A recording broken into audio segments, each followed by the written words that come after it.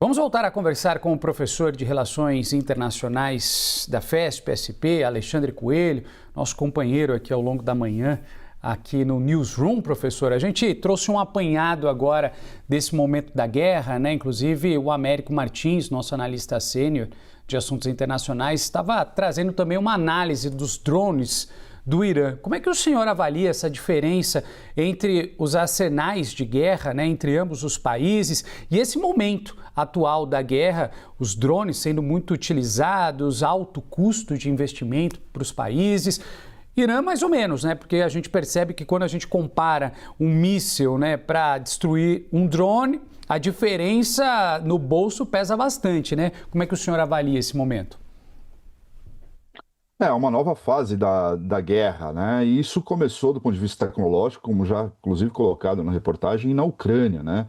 A Ucrânia, para sobreviver com relação à Rússia, passou a desenvolver ali um tipo de drone muito mais barato, né? Até porque a Rússia é uma grande importadora também do Shahed, né? A gente tem de lembrar isso. O Irã hoje fornece esses drones para a Rússia também, né?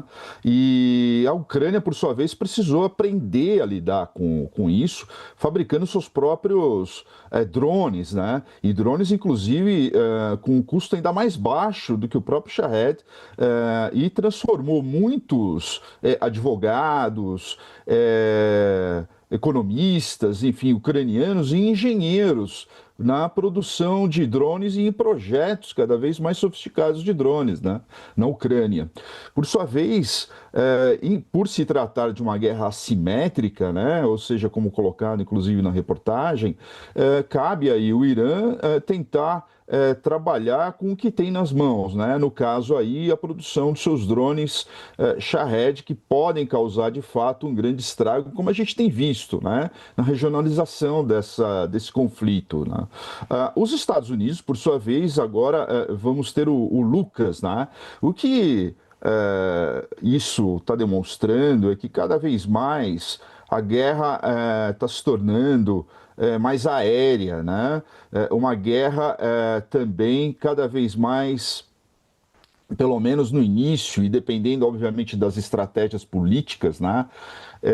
Cada vez mais, como eu posso dizer, sem soldados em campo e mais soldados na retaguarda, controlando drones, controlando uma série de equipamentos tecnológicos, né? Ou seja, a guerra talvez do futuro não vai envolver tantos soldados ou vidas humanas, mas talvez, claro, vai continuar destruindo vidas humanas, mas não mais soldados, pessoas, desculpa, pessoas que possam estar aí na guerra, né? Quem vai brigar nessa guerra aí vai ser tecnologia versus tecnologia, né? Então, a ver agora o quanto o Irã consegue, com a sua economia colapsada, se manter por meio dos drones Shahed, né? Não vejo aí, pelo menos no curto prazo, uma desistência do Irã, até por causa da bem colocada questão aí dos drones Shahed, né? Que têm sido utilizados não de hoje, há muito tempo já e bem testados na guerra da Ucrânia, né? Professor Alexandre Coelho nos ajudando a entender esse atual momento da guerra, do conflito e as estratégias a serem usadas pelos países. Professor, aproveito para a gente seguir nesse assunto, peço que o senhor continue conosco, porque o presidente dos Estados Unidos, Donald Trump, disse em uma entrevista exclusiva à CNN que não está preocupado se o Irã vai se tornar um país democrático. Trump também afirmou que a escolha do próximo líder iraniano vai funcionar como a escolha de Delcy Rodrigues, lá na Venezuela, aqui o país vizinho ao Brasil. O republicano falou por telefone com a âncora da CNN, a Dana Bash, que conta pra gente os detalhes dessa conversa. Broadly speaking, he insists that on a scale of 10, with 10 being the best, he thinks that the war is, I would say, at 12, maybe 15. He said that the U.S. Is doing very well militarily, quote, better than anybody could have dreamed. He said that he rebuilt the military in his first term. He's using it in his second. And then he quickly turned to Cuba. He said, without being asked, Cuba is going to fall pretty soon, by the way, but Cuba is going to fall. They want to make a deal so badly. And I asked, how so? He said, they want to make a deal, so I'm going to put Marco over there, and we'll see how that works. But we're really focused on this one now, meaning Iran. We've got plenty of time on Cuba. Just more quickly on, obviously, what's going on with Iran. And you were just talking about this with our colleagues in the region. I asked about rising gas prices, and he said, that's all right. It'll be short term. It'll go way down very quickly. And I said, well, they're pretty high now. And he said, no, they're not. They're up a little bit, not much, but it'll drop to record lows.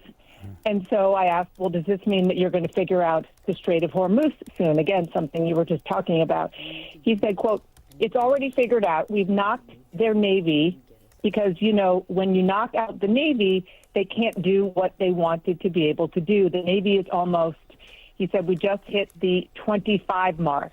Can you imagine that? Big ones. 25 ships are down. We're doing very well. And John, just real quick, I also asked about the Gulf countries being hit. He said they're doing unbelievable and they're fighting. They, meaning Iran, made a terrible mistake when they attacked them. The UAE is freezing the assets, and they have the assets, all of them, and they got hit enough where they were going to freeze them. They're brave people. I do want to tell you one other important thing that he discussed with me, and it was about a 5-minute discussion, and that is who the next leader of Iran will be. You know, he told our colleague, Barak Ravid, yesterday that he had like 3 people in mind and that he wants to pick the person. And I asked him about that. I said, how's that going to work? And he said, it's going to work very easily. It's going to work like it did in Venezuela. We have a wonderful leader there. She's doing a fantastic job, and it's going to work like that. And I said, okay, but are you okay with having a religious leader again, a different Ayatollah? And he said, well, I may be. I mean, it depends on who the person is. I don't mind religious leaders. I deal with a lot of religious leaders, and they're fantastic. And then he went on to say, I'm saying there has to be a leader that's going to be fair and just, do a great job, treat the United States and Israel well, and treat other countries in the Middle East. They're all our partners. So that was the gist of our discussion on the war and where he thinks they are and what the impact is having when it comes to gas prices. E a gente segue aqui com a nossa conversa com o professor de Relações Internacionais, Alexandre Coelho, e conto também com a nossa correspondente em Nova York, a Priscila Yazbek, aproveitando, né, Pri, esse olhar da Dana Bash, a repórter que conversou com o presidente norte-americano Donald Trump. O que a gente consegue entender aí? Você tem uma pergunta para o professor, correto? É isso, Renan. A gente ouviu então ela falando sobre as intenções de Donald Trump, ele que já tinha dito ao The New York Times também que ele considera que o cenário perfeito seria algo parecido com o que aconteceu na Venezuela, mas a Venezuela tem 1/3 da população do Irã, é o 51º poderio militar do mundo, enquanto o Irã é o 16º, e o Irã tem uma tolerância à dor e à resistência muito maior do que na Venezuela. Então, professor, a minha pergunta e ele fala inclusive que Cuba é o seu próximo alvo, ele já falou de Groenlândia, olhando de um ponto de vista mais abrangente sobre essa pessoa, né, sobre Donald Trump, sobre esse personagem, digamos assim, na história, né, fazendo um retrospecto histórico. Como que o senhor vê essas ambições de Donald Trump e quais são as intenções de Donald Trump no fim das contas? O que passa, talvez, pela cabeça de Donald Trump quando ele fala sobre invadir a Venezuela, sobre Groenlândia, sobre agora Cuba e também Irã, e quais podem ser os desfechos dessas campanhas militares que Donald Trump está fazendo ao redor do mundo?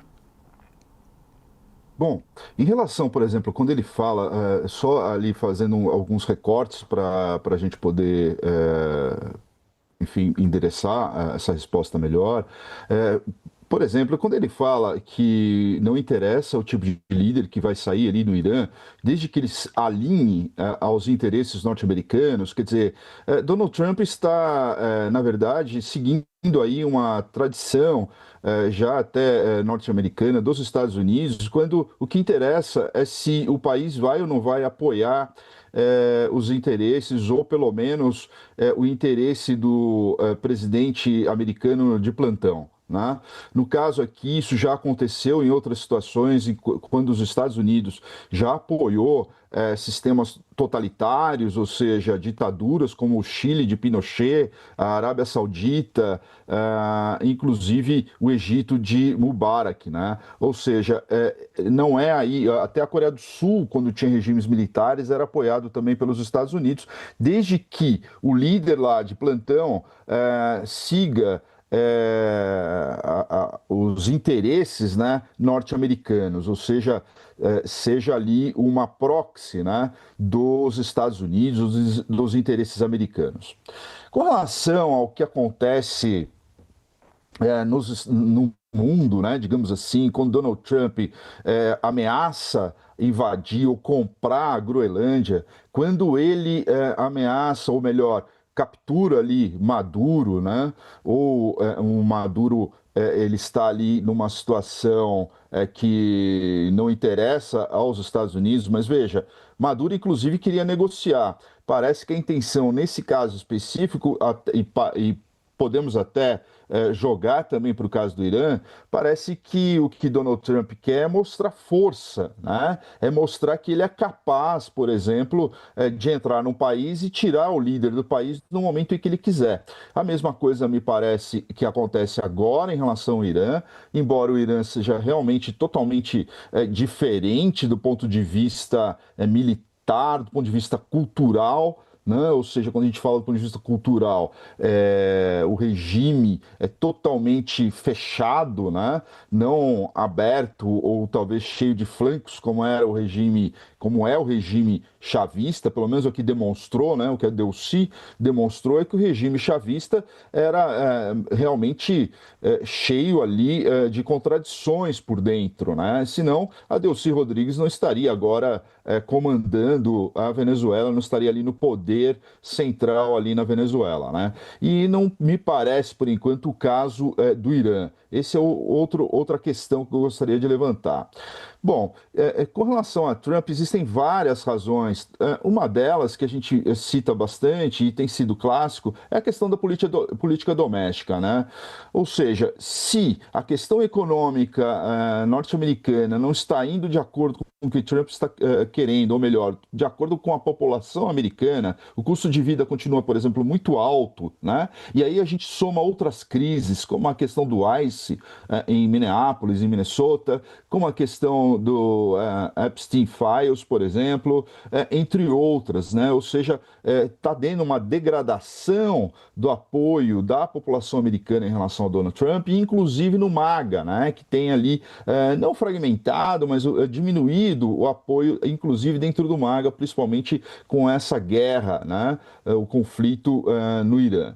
Então, o que Donald Trump parece, entre outras razões, é a questão da política doméstica, desviar a atenção. Outra coisa que aqui é até uma questão talvez psicológica, né, é mostrar que ele pode fazer mais do que o próprio Obama, né? Veja que a questão do acordo do Irã, quando Obama fecha o acordo e depois Donald Trump, no seu mandato, ele cancela o acordo com o Irã, dá a impressão de que o único objetivo de Donald Trump em relação ao acordo era porque ele tinha sido celebrado durante a administração Obama. Tanto é que depois ele volta para tentar negociar um novo acordo.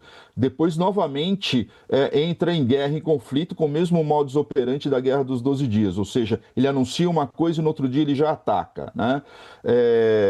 Isso está demonstrando que, na verdade, ele quer desviar a atenção da política doméstica. Esse eu acho que é o principal ponto. Os demais é atacar a China do ponto de vista indireto, embora o Irã seja diferente. Veja, o Irã é um grande fornecedor de petróleo também para a China, né? Então, a partir do momento que os Estados Unidos controlam ali um grande fornecedor de petróleo da China, né? Não à toa ele quer alguém parecido com a Delcy Rodrigues, ou seja, onde ele possa ali controlar a produção e os cortes escoamento de petróleo, né? Ou seja, prejudicando a China em termos energéticos, né? Esse é outro objetivo, porque no ano passado Trump bateu no muro chinês, no muro dos minerais críticos e das terras raras. Quando ele bate nesse muro chinês, percebe que os Estados Unidos, na verdade, em termos de recursos naturais, está totalmente desprovido e vulnerável em relação à China e outros países. Então, talvez essa seja também uma estratégia, ou seja, dificultar o acesso chinês ao petróleo, né? Esse seja talvez aí um grande também razão principal, né, de Donald Trump. Agora, tudo isso vai desembocar, na minha opinião, de forma negativa nas eleições de meio de mandato, né? Tudo leva a crer, pelo menos os sinais, quando a gente vê eleições de democratas no Texas, são sinais claros, fortes sinais de que talvez Trump perca, né? Vá perder ali as eleições em meio de mandato, né? Com relação à eleição do Congresso e do Senado. Então, ele está fazendo de tudo para isso não acontecer, mas parece que as táticas dele, as suas estratégias estão sendo contra ou talvez os seus objetivos de tentar se fortalecer para as eleições de meio de mandato. Mas isso não está acontecendo, pelo contrário, né? Professor Alexandre, o senhor tocou em alguns pontos bastante interessantes, principalmente quando a gente fala da política interna relacionada aos Estados Unidos. O senhor mencionou a alta do petróleo, diante, obviamente, não seria diferente desse conflito, dessa guerra, e inflação nos Estados Unidos, a baixa popularidade de Donald Trump. Eu queria que o senhor fizesse uma análise desse momento do presidente norte-americano, se diante desse cenário é possível a gente acompanhar nos próximos dias talvez uma mudança de rota, uma vez que ele acaba perdendo ainda mais popularidade. O senhor disse que membros ali relacionados ao MAGA também começam a se distanciar, ou parte desses membros, né, dele, ou então começam a interpretar certas posturas de uma maneira diferente da dele. Como é que o senhor entende aí? Será que os números daqui dessas próximas semanas, algumas pesquisas internas talvez relacionadas ao partido, possam fazer ele mudar de rota diante de todo esse cenário, olhando para o mercado interno? Eu acredito que talvez até possa, mas não nesse momento. Acredito ainda que se ele recuar agora, pode até ser pior, porque vai mostrar fraqueza em relação ao Irã, né? Ou seja, ele criou uma armadilha, né, do ponto de vista da política externa, achando que ia melhorar a sua imagem interna, né, e da qual ele não pode sair de forma sem uma boa desculpa. Embora ele seja bom em boas desculpas, né? A culpa nunca é dele, a culpa é sempre de um terceiro, por qualquer problema que a administração Trump tenha. Mas, de qualquer forma, o que acontece é que ele criou um estado tal que há uma piora, né, interna e, ao mesmo tempo, ele não pode recuar, porque isso pode, inclusive, provocar ainda mais problemas ainda domésticos, né? Até porque a população talvez esteja olhando agora para Donald Trump pensando, bom, que pelo menos isso que a gente já está passando sirva de alguma coisa. Vamos ver o que você vai conseguir fazer de fato no Irã. Se recuar, conseguiu produzir dois problemas. Um, nem na política externa, ou seja, nem com relação ao Irã, ele resolveu, que seria, por exemplo, talvez tentar um certo controle sobre o petróleo iraniano, e aí pensando com relação à China, né, num cenário geopolítico mais amplo, e conseguiu piorar ainda a sua situação interna. Então, ele, na minha opinião, criou uma armadilha para ele próprio, aqui no caso, que ele vai ter que saber administrar. Portanto, mesmo com todos esses objetivos que eu apontei interno, e mesmo com todas essas consequências, não acredito que ele deve ainda, digamos, recuar nesse conflito junto ao Irã, né? Ele deve ainda permanecer por um tempo, inclusive para mostrar que ele, de fato, não estava errado. E nessa toada, digamos assim, ele vai piorar cada vez mais a sua situação doméstica e talvez não resolva a questão iraniana, né? Ou seja, perder nas duas frentes. Esse é o grande risco, né? Se pelo menos agora ele conseguir ter um domínio sobre pelo menos o escoamento do petróleo iraniano, talvez seja um ponto positivo, mas a ver, né? Fora a questão do Estreito de Hormuz, né, que está provocando aí não só um problema grave em termos de aumento de petróleo, mas se continuar mais alguns dias, teremos aí provavelmente um choque de petróleo talvez igual ou tão devastador quanto o choque do petróleo de 1973 ou durante a guerra do Yom Kippur, né? Priscila Yazbek, gostaria de comentar a respeito dessa análise do professor? Renan, muito rapidamente, só para complementar uma coisa que o professor falou, né, sobre a situação aqui nos Estados Unidos, que nessa semana saiu um estudo do Centro de Estudos Estratégicos Internacionais, um think tank baseado em Washington, que faz estudos a partir de dados públicos aqui dos Estados Unidos, mostrando que essa guerra tem um custo de 890 milhões de dólares por dia. Então a gente está falando também de recursos gastos aqui nos Estados Unidos enormes com essa campanha, essa questão da inflação, tem gente já falando que a inflação aqui pode voltar 3%, 4% se essa situação se arrastar, a inflação que está em cerca de 2,5%, né? Então é algo que pode também prejudicar os americanos e 60% dos americanos não concordam com essa operação militar, inclusive a base do MAGA, porque Donald Trump se elegeu propondo America First, né? Ou seja, colocar a América em primeiro lugar e não gastar recursos com guerras prolongadas no Oriente Médio. Ele criticou muito a guerra do Afeganistão, criticou muito a guerra do Iraque. Então, de fato, o que o professor falou dessa questão da armadilha, eu só acrescentaria isso. Além dessa questão da inflação, da impopularidade de guerras externas e prolongadas, e esse conflito pode se prolongar, tem essa questão também dos recursos que os Estados Unidos estão gastando, que são recursos extraordinários, né? Eles chegaram a orçar ali 180 milhões de dólares com a operação, e a operação nas 100 primeiras horas já chegou a 3,7 bilhões de dólares, excedendo esse orçamento em 3 bilhões e meio de dólares. Priscila Yazbek conversando com a gente ao vivo de Nova York. Daqui a pouco ela volta aqui ao longo da programação para a gente conversar mais. E tivemos a companhia do professor de Relações Internacionais da FESP-SP, Alexandre Coelho, que acordou cedo, tomou cafezinho aqui e nos deu uma aula, né, a respeito dessa guerra no Oriente Médio. Professor, obrigado por sua companhia. Sempre um prazer tê-lo aqui na CNN. Um bom sábado para o senhor. Obrigado, foi um prazer enorme estar aqui com vocês. E bom final de semana.